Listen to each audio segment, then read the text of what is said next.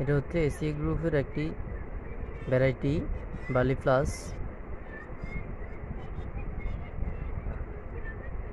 আধা ঘন্টা রোদে শুকানোর পর ঠান্ডা করার পর এগুলোকে পানিতে ভিজিয়েছিলাম 12 ঘন্টা ভিজানোর পর এখন সকালবেলা উঠাচ্ছি।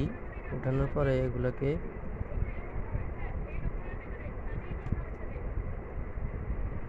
অঙ্কুরোদ্গমের জন্য দেওয়া হবে। তাই আমরা পানিগুলা শুকানোর জন্য পানি থেকে উঠাচ্ছি।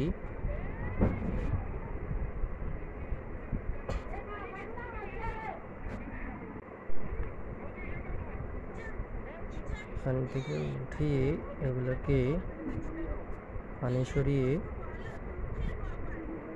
হালকা একটু ঝরঝরে করার পরে এগুলোকে টিস্যু দিয়ে আমরা বক্সের ভিতরে রেখে দিব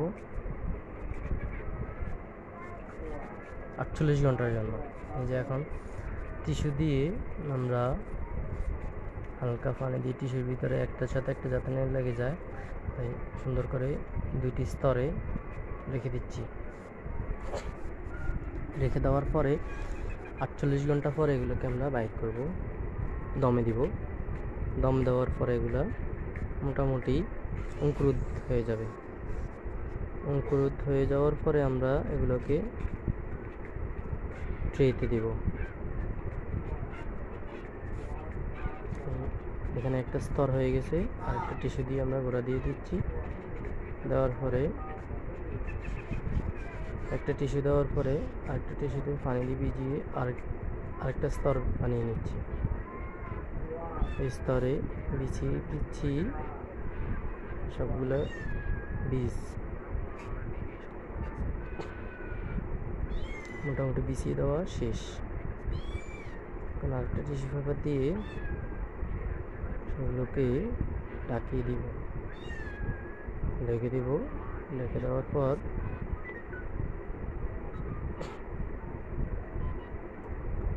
একটু পানি ছিটকে দিয়ে দিব, পানি দিয়ে দিব মেতে।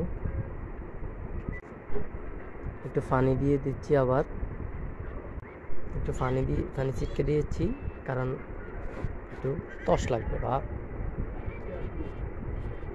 বাষ্প লাগবে। জলীয় বাষ্প হলেই এগুলো অঙ্কুরোদ্গম ভালো হবে, অঙ্কুরোদ ক্ষমতা বেড়ে যাবে। তাই এগুলোকে যদি পানির পরিমাণ বেশি হয় তাই আরেকটা টিস্যু দিয়ে দিচ্ছি।